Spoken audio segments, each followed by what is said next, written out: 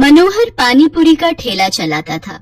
उसकी एक 4 साल की बेटी थी और पत्नी शोभा दोबारा गर्भवती थी। मनोहर का परिवार बढ़ रहा था। इसी चिंता में वो ज्यादा मेहनत करता था।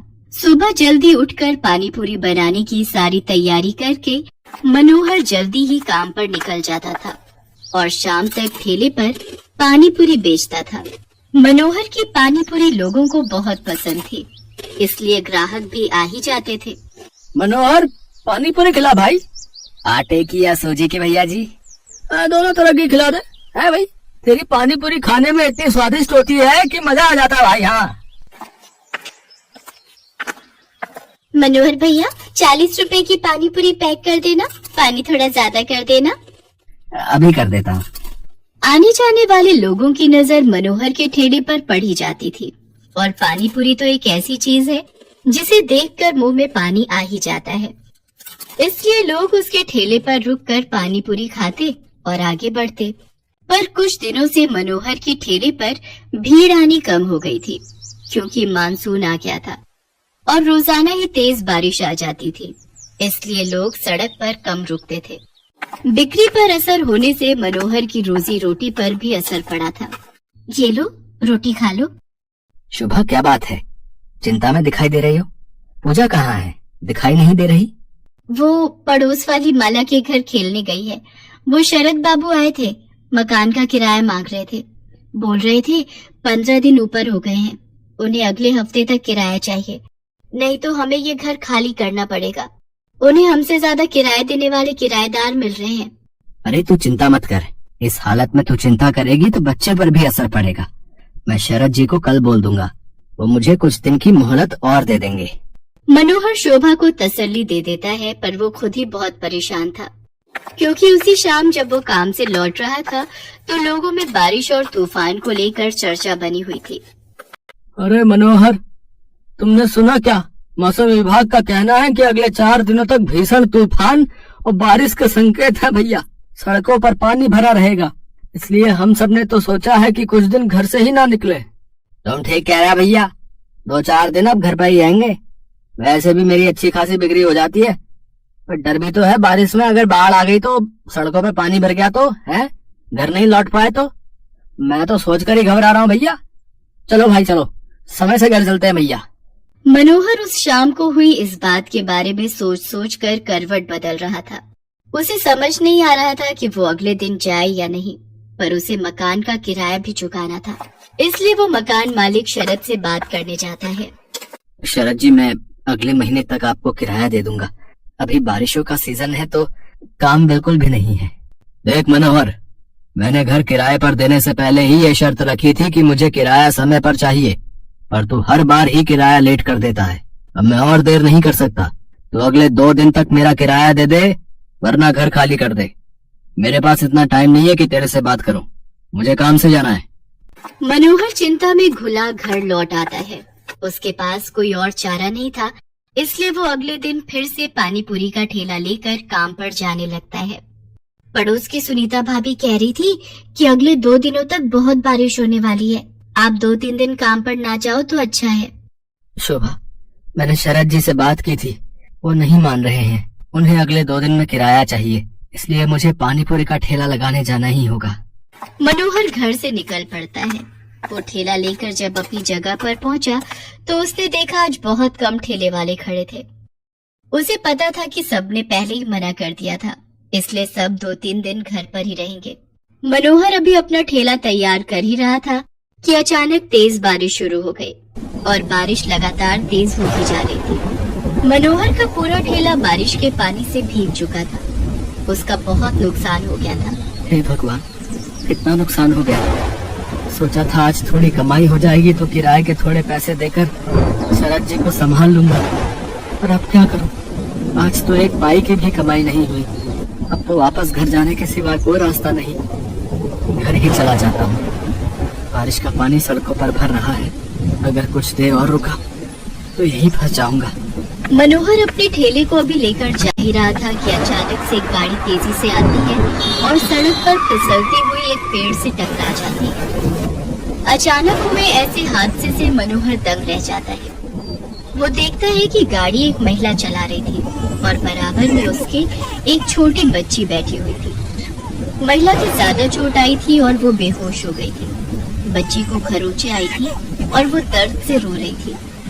मनोहर उनके पास जाता है और रोती हुई बच्ची को गोद में उठा लेता है। लोग उसका साथ देने से मना कर देते हैं। हे भगवान, न जाने ये कौन है। चुप हो जा बिटिया, इसके तो हाथ पर चोट आई है। अगर इन्हें कुछ ही देर में अस्पताल नहीं ले गया तो अनर्थ हो जाएगा। ए भैया, जरा ऑटो रोको। ए भैया, आओ भैया, जरा गाड़ी रोको। कोई रोक ही नहीं रहा, कोई भी मदद करने को तैयार नहीं हो रहा है। मैं इन दोनों को इस हालत में यहाँ मरने के लिए नहीं छोड़ सकता। मेरी आत्मा इसके लिए कभी हाँ नहीं कहेगी। अब मैं क्या करूँ? अब तो एक ही रास्ता बचा है।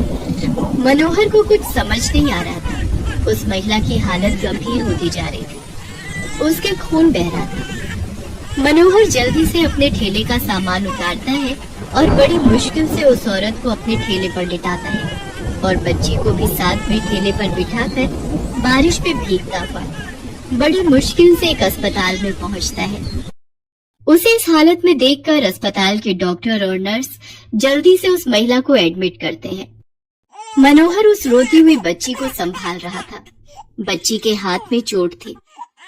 मनोहर ने अपने मोबाइल से अपनी पत्नी शोभा को भी फोन कर दिया था ताकि वो परेशान न हो। कुछ घंटों बाद महिला को होश आता है। वो अपने पति को फोन मिलाती है। कुछ देर बाद उसका पति हॉस्पिटल पहुंचता है और अपनी पत्नी और बच्चे की हालत देखकर घबरा जाता है। डॉक्टर, सुषमा कैसी है? ये सब क्या हो गया? सुषमा, मुझे तो लगा था तुम अपनी मम्मी के घर पहुंच चुकी होगी। रोहित, मैं घर से निकली थी तो बारिश नहीं थी। मैंने सोचा आराम से पहुंच जाऊंगी, पर अचानक पता नहीं क्या हुआ, मैं गाड़ी संभाल नहीं पाई। कीचड़ में वो फिसलती चली गई और उसके बाद तो मुझे होश ही नहीं था। रोहित, ये भैया बहुत अच्छे हैं। आज इन्होंने मेरी और स्वाति की जान बचाई है। आपकी वाइफ ठीक कह रही है। आज की दुनिया में ऐसी मदद कोई नहीं करता। हमने अपनी आंखों से देखा था। ये भैया बारिश में अपने ठेले पर आपकी पत्नी और बच्ची को हॉस्पिटल लेकर आए थे। मैं आपका एहसान किस तरह से चुकाऊंगा? आपने जो मेरे लिए किया है, उस एहसान के बदले में आपके लिए कुछ भी कर सकूं तो मेरे लिए बहुत बड़ी बात होगी। बाबूजी, ये तो मेरा धर्म है। अगर मुसीबत में पड़े लोगों की जिसने सहायता नहीं की तो वो इंसान ही क्या। रोहित को पता चलता है कि मनोहर पानीपुरी का ठेला चलाता है। वो देखता है कि मनोहर बहुत गरीब और मजबूर है, जो अकेले ही बड़ी मुश्किल से अपना परिवार चला रहा है। मनोहर भैया, अब आपको चिंता करने की कोई जरूरत नहीं है। आपका मकान का किराया भी भर जाएगा और आपके परिवार की परेशानियां भी दूर हो जाएंगी। आपकी अपनी पानीपुरी और चाट की दुकान होगी, जिसको खुलवाना मेरी जिम्मेदारी है। रोहित की बातें सुनकर मनोहर के चेहरे पर खुशी झलक आती है। कुछ ही दिनों में रोहित मनोहर को पानीपुरी और चाट की एक बड़ी और अच्छी दुकान खुलवा देता है। मनोहर को उसकी अच्छाई का फल मिल जाता है और उसकी सारी परेशानियां दूर हो जाती हैं। विद्यापुर नामक गांव में बलदेव नाम का एक व्यक्ति चना चाट मसाले का ठेला लगाता था। उसके ठेले का चना चाट मसाला बहुत मशहूर था। बलदेव के पास ग्राहकों की भीड़ लगी रहती थी। दूर दूर से लोग उसके ठेले पर चना चाट मसाला खाने आते थे। इसकी सबसे बड़ी वजह थी चना चाट मसाला में उपयोग होने वाला चाट मसाला। बलदेव, तुम्हारे चना चाट मसाले में डले चाट मसाले का जो स्वाद है ना, बस पूछो मत, लाजवाब है भाई। एक बार खाओ और उंगलियां चाटते रह जाओ। हाँ बिल्कुल भाई बलदेव, तुम्हारे चना चाट मसाले में कुछ अलग ही स्वाद आता है। इसकी क्या वजह है, जरा हमें भी तो बताओ। ये चना चाट मसाले का चाट मसाला मेरे दादा परदादा के जमाने से चला आ रहा है। उन्हीं से मैंने ये बनाना सीखा था। हमारे चना चाट मसाले का मसाला एक अलग किस्म का है जो हर कोई नहीं बना सकता। पर जो भी है भैया, ये चना चाट मसाला खाकर मुंह का स्वाद चटपटा हो जाता है। और तुमने रेट भी ठीक रखे हुए।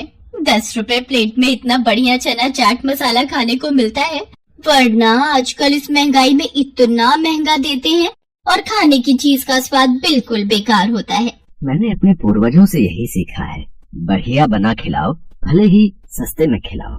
लोग पीठ पीछे तुम्हारी तारीफ करें, कुछ ऐसा कर दिखाओ। लोग बलदेव की बात को सुनकर बहुत खुश होते हैं। और हो भी क्यों ना, 10 रुपए में उन्हें इतना बढ़िया चना चाट मसाला खाने को जो मिल जाता था। इसी तरह से लोग आते और बलदेव के चना चाट मसाले की तारीफ करते। ऐसे ही एक दिन बलदेव जब अपने ठेले पर काम कर रहा था, एक बूढ़ा व्यक्ति बलदेव के ठेले पर आया और उससे बोला, भैया मैं बहुत दूर से आया हूँ, मैं बहुत परेशानी की हालत में हूँ। मेरी पत्नी का कुछ वर्ष पहले ही देहांत हो चुका है और मेरे बेटा बहू ने मुझे घर से निकाल दिया। तब से मैं दर दर भटक रहा हूँ। क्या मुझे तुम्हारे पास कोई काम मिलेगा?